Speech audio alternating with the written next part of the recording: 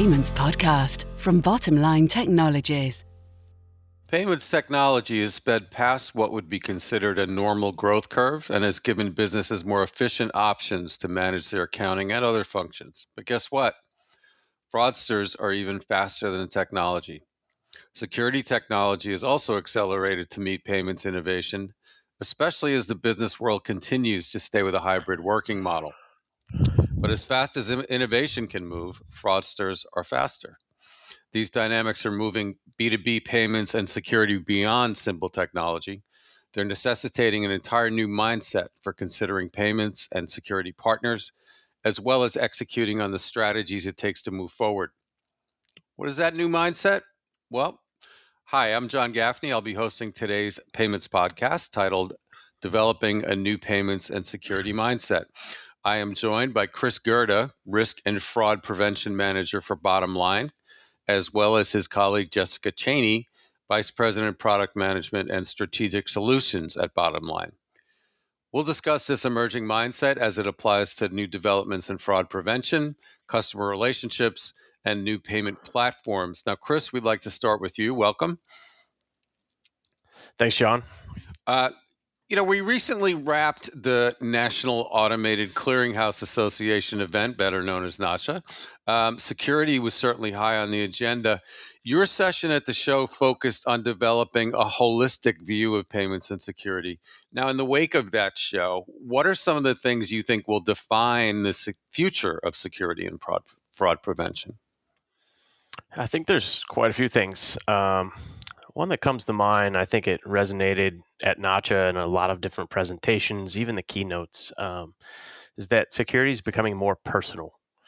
When we think about what does that actually mean, I think you look at the T-Mobile breach that happened in the last 2 weeks, where we have cell phones across the country, their numbers, names of the people, social security numbers, but then the PIN numbers that actually go to secure those cell phones, those SIM cards within them. That's a really personal type of attack.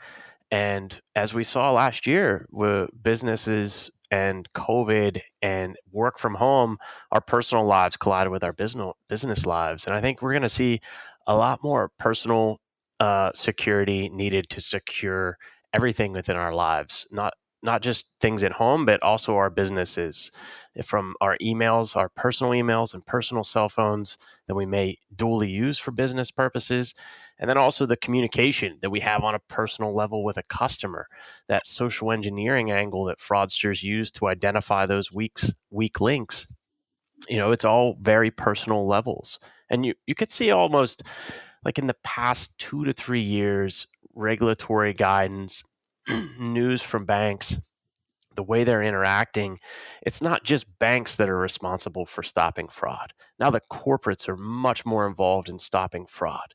And then it's not just the corporates that are becoming involved. It's the employees individually that are becoming more keen, more open, more knowledgeable about it, because it's impacting their personal lives. Like, we're getting emails to our personal email addresses about clicking on bad links for COVID. And now we're all starting to kind of come together to be stronger. And really, it's not just passing it or rolling it downhill to all the way down to the employee from the bank through the corporate, but it's really what are we doing now as a group to invest in becoming more secure. And very particularly, I think digital identity solutions that are securing communications, new payment innovations that are designed to be more secure are really like first and foremost. So I think if there's one resonating overall factor, it's security is becoming more personal, and to be able to get better at it, it's embracing the digital, embracing that innovation. And Chris, also from one of the things I took away from your panel was the importance of being proactive rather than reactive in these situations. Yeah, I think that's being forward thinking. Being proactive is having time in your day to be thoughtful about slowing down a payment, looking more critically at an email.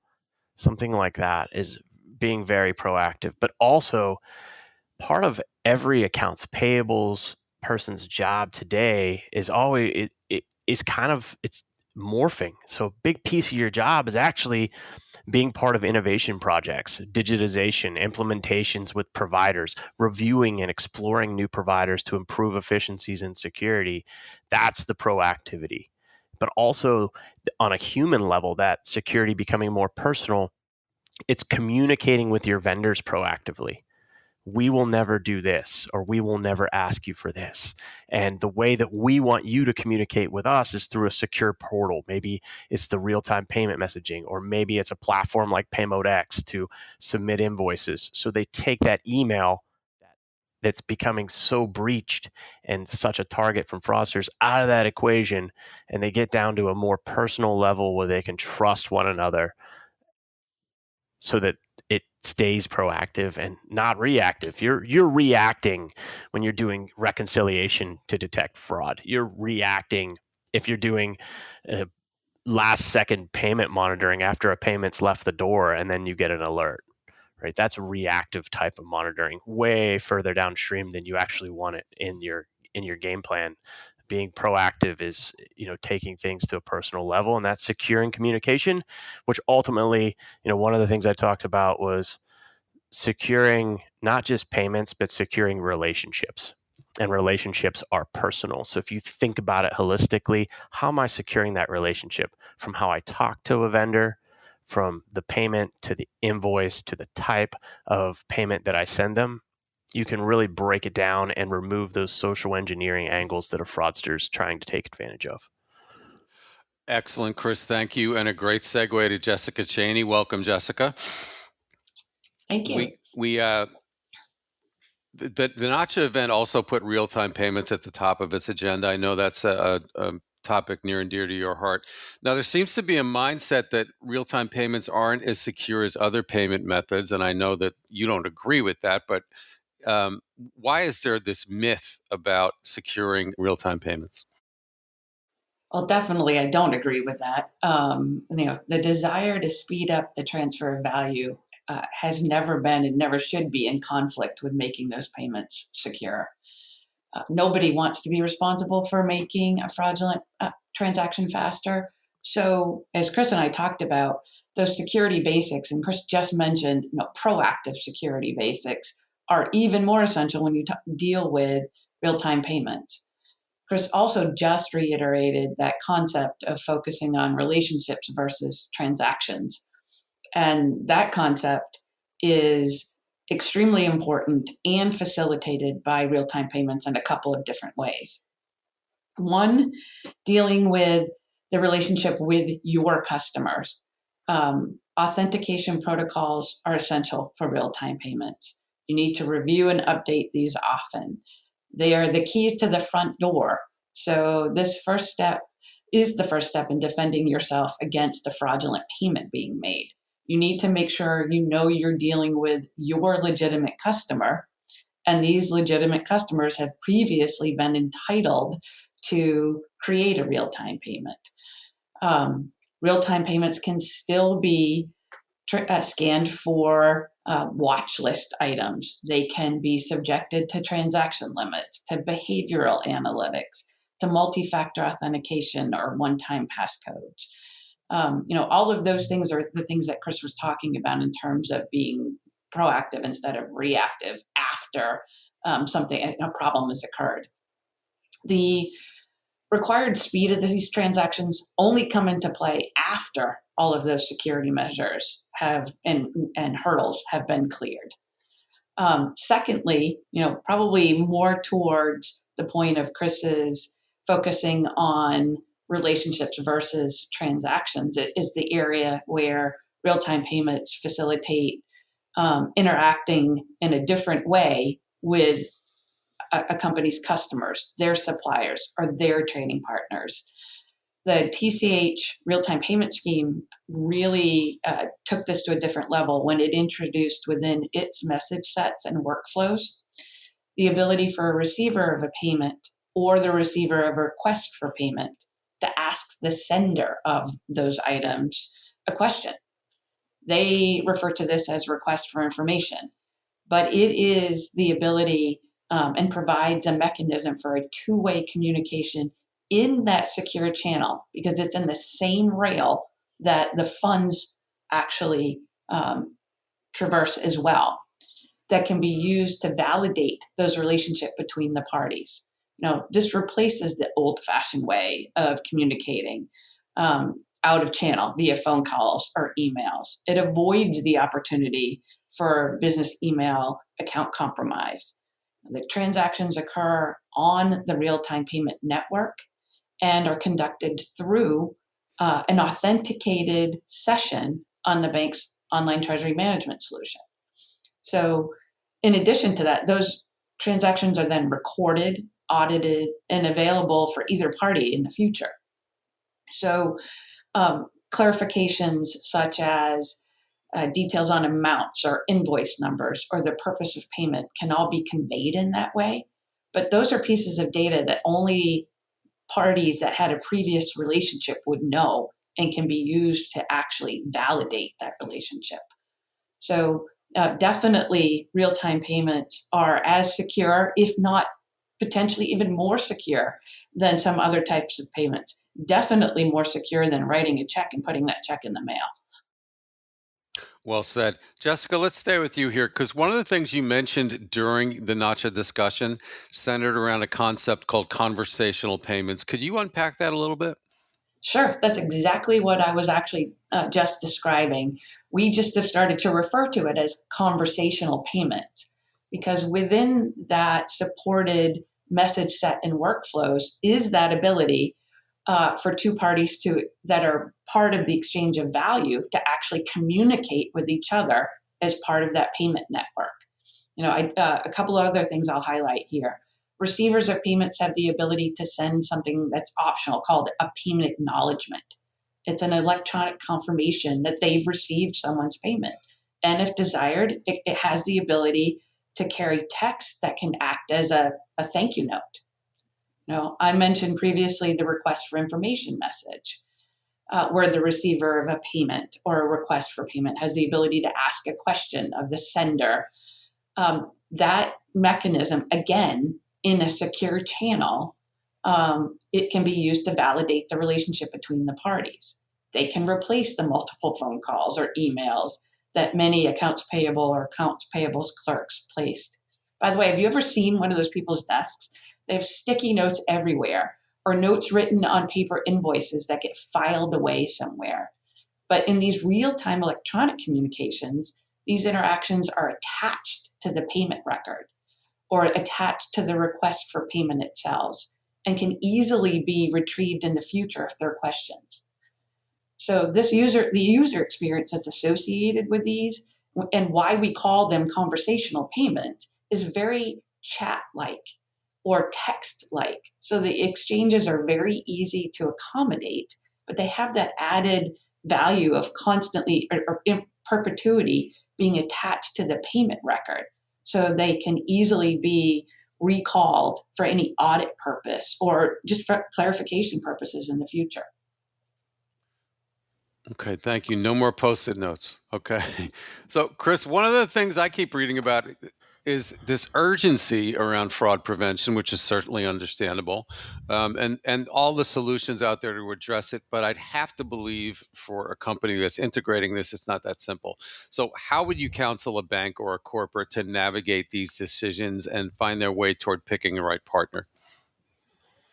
That's a great question. So definitely two different conversations on counseling a bank versus a corporate. When you're talking about the corporate perspective, Jessica just mentioned thinking about the receiving a payment. If you receive a payment, you can give an acknowledgement back to that payer that you received a payment.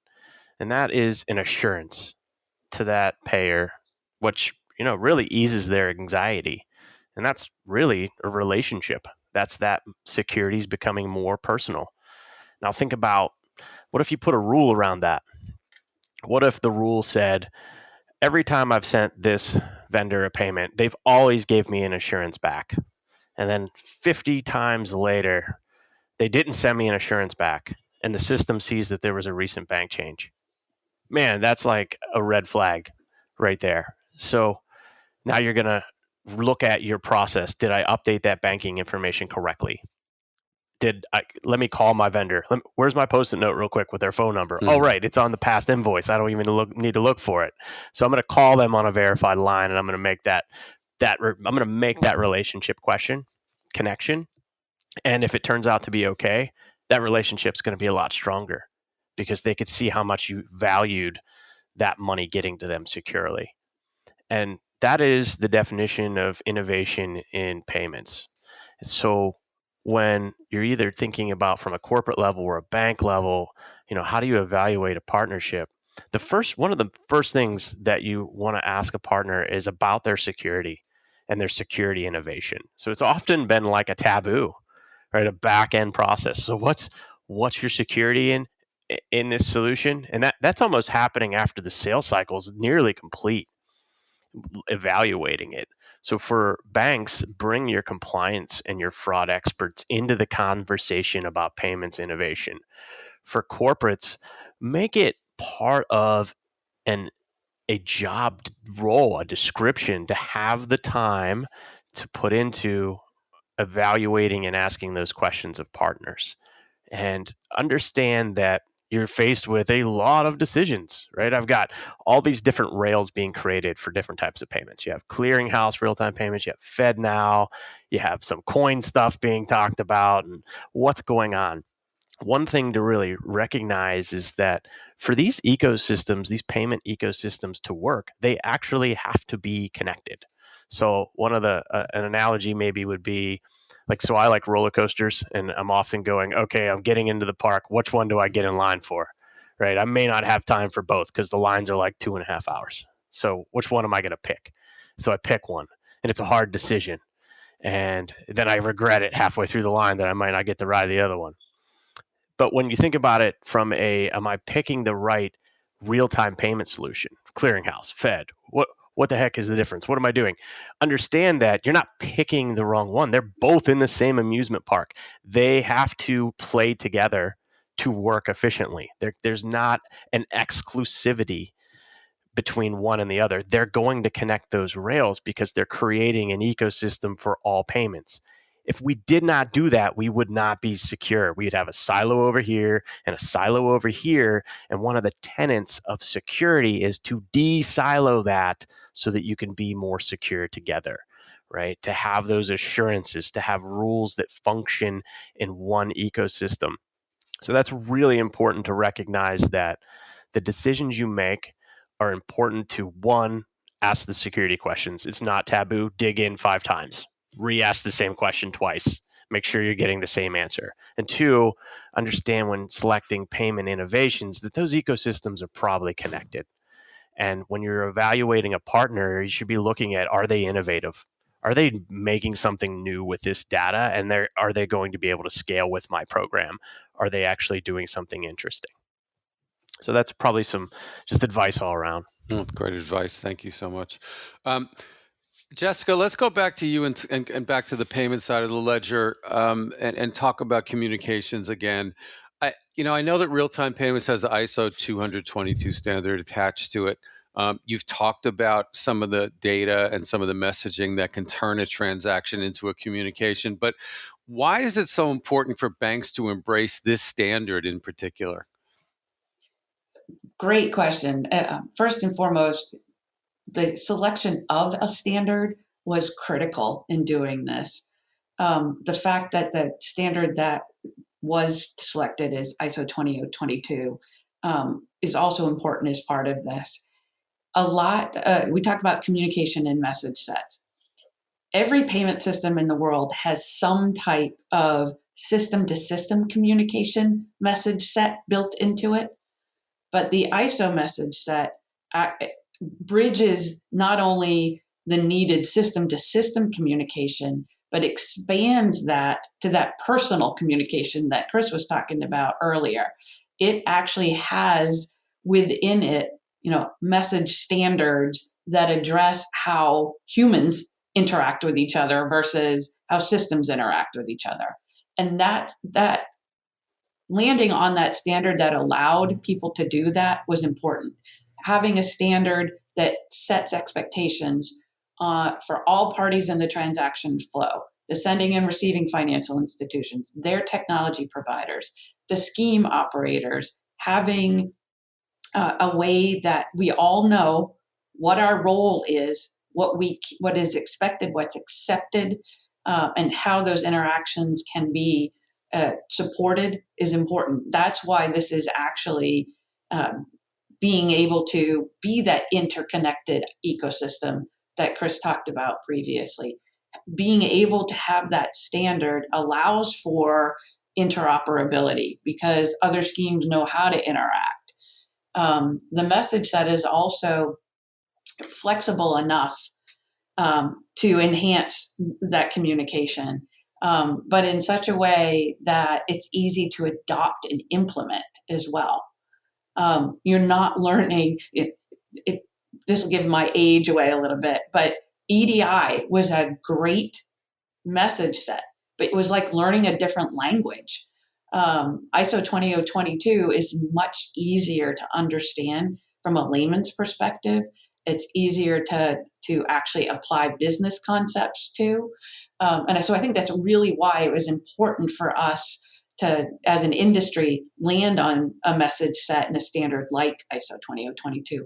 And why it's taken a little while to gain the traction that it has, but it is now, the de facto payment standard worldwide, whether we're talking about real-time payments or otherwise. Interesting. We're talking mindsets here, and you mentioned interoperability, which is a big word and a buzzword, relates to so many things in payments and commerce world. How does it relate to real-time payments, Jessica, and some of the decisions that Chris described earlier? Interoperability, along with standardization, was one of the two key tenets that, at least in the U.S., the market set out to tackle as lessons learned from why previous attempts at changing the payments industry hadn't been successful.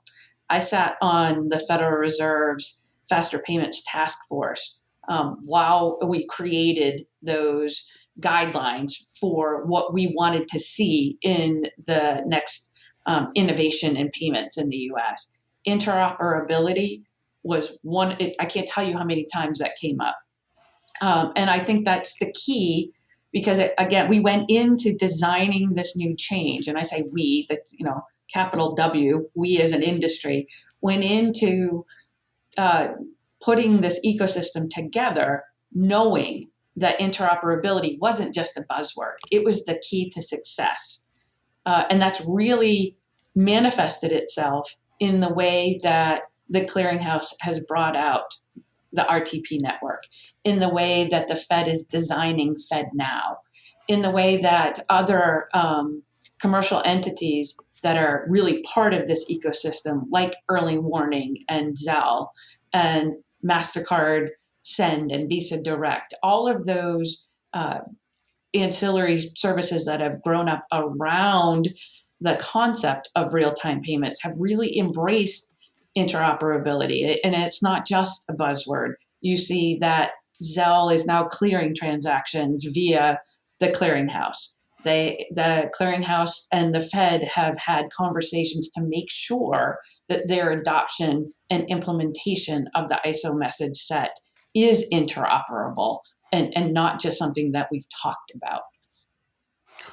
Excellent. Thank you, Jessica. Chris, we're going to come back to you to wrap this conversation. You said at the beginning that when you're talking about the future, we need to be proactive rather than reactive. And in your NACHA presentation, you discussed future-proofing fraud prevention. If you had to pick 3 steps companies can take to future-proof their systems, what would they be? Yeah, I could pick 10, but I'll try. Okay. I'll limit it to 3. Okay, come to 5.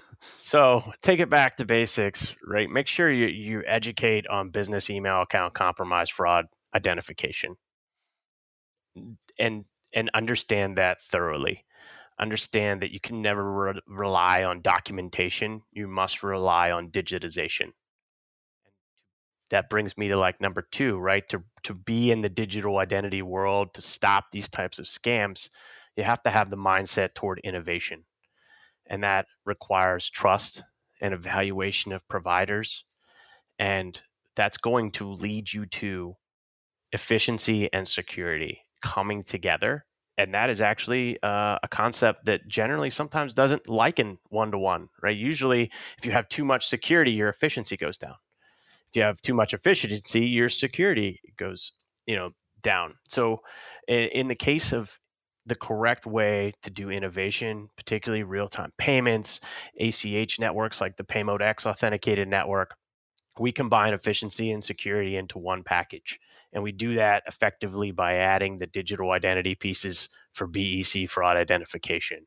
And that is critical, those two pieces. And then when we get to number three will never change.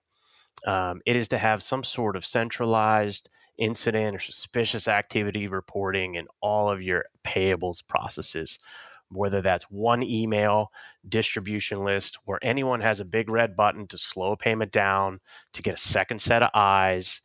And that's a cultural shift for some organizations. It puts pressure on them to get payment discounts, get something out the door. If we always have that ability to be heard when there is an incident and have people that can make decisions, cut through red tape, and make sure that security is the number one thing that is checked off before we send a payment, then we should do that. And that's simply centralized reporting so that you can get someone to assist you if you feel socially engineered or pressured, or you get that weird email. That's critical for every organization to have, particularly corporates, governments, and banks already have those types of things in place. But put those down on your to-do list. So, Chris, you did a great job getting from 10 to 3. That was fantastic. Yeah. I know that's hard. I know that must be hard for you in your job, but very well said. Thank you to you and Jessica for sharing your thoughts with me and our listeners. Unfortunately, that's all the time we have for today. But in the meantime, you can listen to more episodes focusing on all things payment related, or pop over to bottomline.com, and we'll see you all next time.